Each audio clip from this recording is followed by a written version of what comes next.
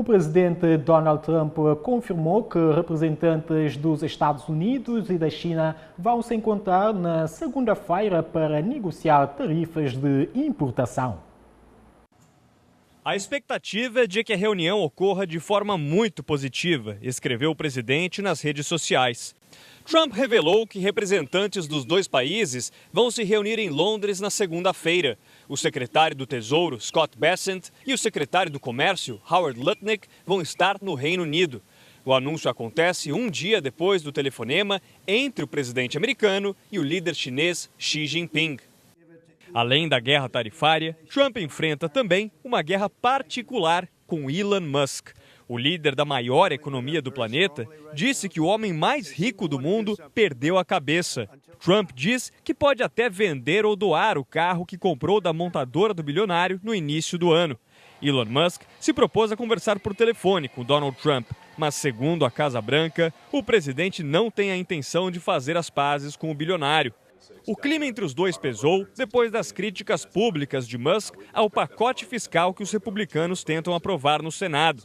Trump afirma que o projeto vai cortar despesas e impostos. Já o bilionário diz que a proposta vai aumentar o déficit fiscal dos Estados Unidos. O Departamento de Segurança Interna e o FBI elevaram o alerta para possíveis ameaças contra comunidades judaicas no país. A medida foi anunciada menos de uma semana depois de um ataque à manifestação pacífica no Colorado em defesa dos reféns israelenses sequestrados pelos terroristas do Hamas. Hoje, a procuradora-geral, Pam Bondi, revelou que o imigrante Kilmar Abrego Garcia, que havia sido levado para uma prisão de segurança máxima em El Salvador, foi trazido de volta para o julgamento nos Estados Unidos. Ainda na próxima segunda-feira, o ex-presidente brasileiro Jair Bolsonaro vai ser interrogado sobre a tentativa de golpe de Estado que terá planeado contra Lula da Silva após perder as presidenciais de 2022.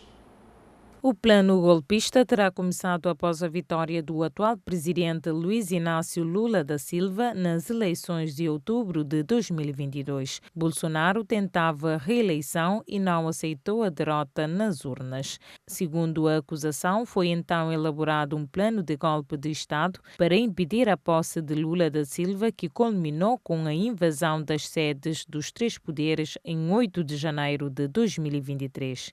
Nas presidenciais de 2022, Lula da Silva venceu Bolsonaro, que se recusou a reconhecer a derrota, descredibilizando o sistema e o processo eleitoral, que levou à proibição de se recandidatar para cargos públicos durante 8 anos e incentivou os seus seguidores a montarem acampamentos em frente a bases militares para protestar contra o resultado das presidenciais e para exigirem uma intervenção militar. No dia 8 de janeiro de 2023, enquanto o novo presidente brasileiro Lula da Silva se encontrava fora de Brasília a visitar a cidade de Araraquara, no estado de São Paulo, que tinha sido atingida por chuvas severas, um grupo de radicais apoiantes de Jair Bolsonaro invadiram e atacaram o Palácio do Planalto, o Congresso e o Supremo Tribunal Federal. Todos eles foram acusados pelos crimes de organização criminosa armada, tentativa de abolição violenta do Estado Democrático de Direito, dano qualificado pela violência e a grave ameaça e deterioração do património. Um deles foi o ex-comandante do Exército, General Marcos Antônio Freire Gomes, que disse aos juízes que Bolsonaro consultou os chefes das Forças Armadas para a possível implementação de um estado de sítio e intervenção na justiça eleitoral. Fontes judiciais afirmaram que a intenção é que o julgamento seja concluído ainda este ano e que as sentenças sejam proferidas entre outubro e novembro.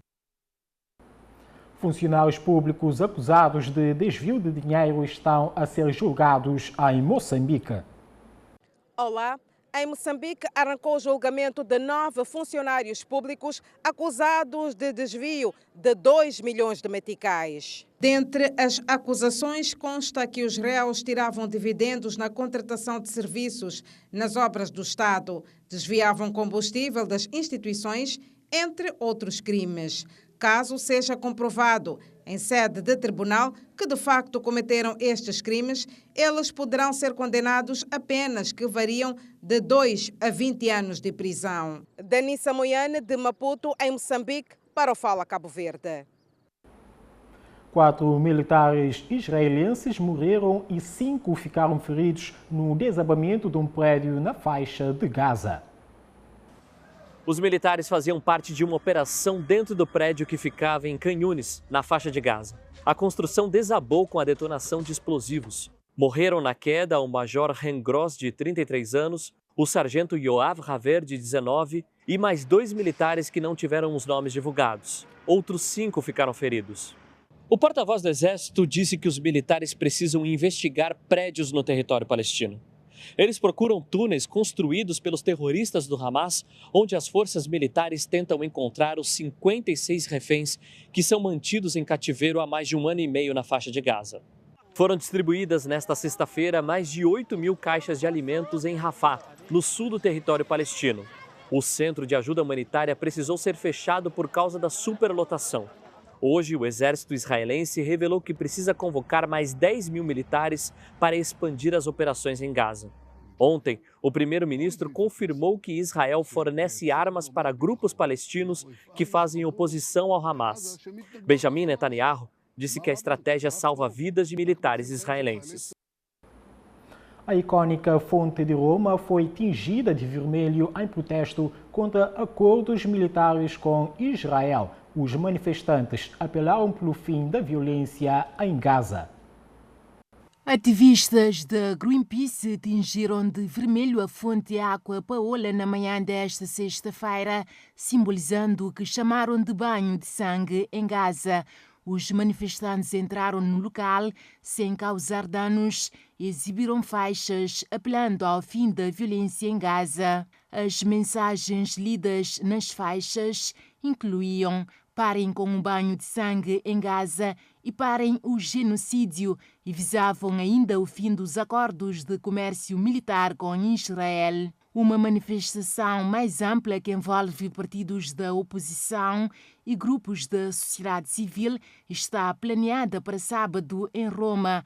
Esta manifestação tem como finalidade apelar ao cessar-fogo em Gaza. Cerca de 30.000 pessoas no sul da Polônia ficaram sem eletricidade após tempestades extremas em todo o país, causando grandes danos. O corte de energia surge na sequência de fenómenos meteorológicos extremos ocorridos em todo o país, nomeadamente na região sul, onde a chuva intensa, os ventos fortes e o granizo causaram danos nas fachadas de edifícios residenciais e agrícolas. As autoridades polacas afirmaram que cerca de 30.000 pessoas ficaram sem eletricidade na sexta-feira, depois de ventos fortes terem partido árvores e derrubado linhas elétricas. O Serviço dos Bombeiros informou que os seus homens estão a trabalhar para fazer face ao impacto desde quinta-feira à noite. O porta-voz do Serviço Nacional de Bombeiros, em Kielce, disse que os bombeiros tiveram mais intervenções do que o habitual. Já o capitão sénior Marcin Bajur adiantou que se tem feito rotineiramente mais de 2.000 intervenções em todo o país e que a maioria dos incidentes registrados ocorreu na Silésia e na Voivódia de Lublin, na região sul da Polónia. Segundo as autoridades locais das cidades, a tempestade inundou propriedades, caves e depressões no solo, provocando a queda de árvores que bloquearam estradas e danificaram infraestruturas. O presidente da Câmara Municipal na Voivódia da Polónia Menor afirmou que a tempestade causou grandes danos na região.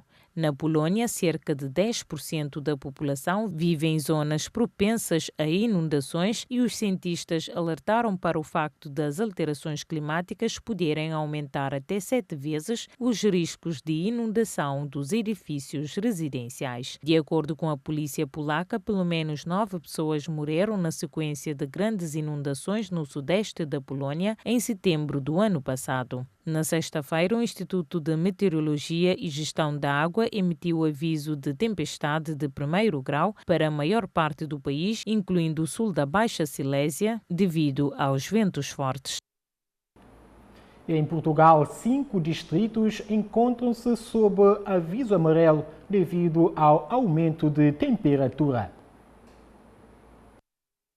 Conforme anunciou o Instituto Português do Mar e da Atmosfera, o distrito de Faro está sob aviso amarelo devido ao calor que se estende no domingo a Évora, Beja, Castelo Branco e Porto Alegre. Devido à persistência de valores elevados da temperatura máxima, já nos distritos de Évora, Beja, Castelo Branco e Porto Alegre, o alerta vigora entre as 9 horas de domingo e as 21 horas de segunda-feira. O aviso amarelo, a menos grave de uma escala de 3, é emitido sempre que existe uma situação de risco para determinadas atividades dependentes da situação meteorológica. Perante a previsão de temperaturas altas, a Direção-Geral de Saúde recomenda à população um consumo regular de água, o uso de roupa larga e fresca e a utilização de protetor solar de 2 em 2 horas. É ainda desaconselhada a exposição ao sol no horário entre as 11 horas e 17 horas, horário local. A Direção-Geral da Saúde pede que cuidem da população idosa, crianças e doentes crônicos e que devem permanecer em ambientes mais frescos e protegidos do sol. O Instituto Português do Mar e da Atmosfera prevê para o domingo céu pouco nublado ou limpo com nebulosidade matinal no litoral norte e centro e vento por vezes forte na fachada costeira ocidental e nas terras altas. O Baixo Alentejo e Algarve registraram uma subida de temperatura máxima. Adiantaram ainda que os valores máximos e mínimos da temperatura vão variar entre os 34 graus em Faro e aos 10 graus em Bragança.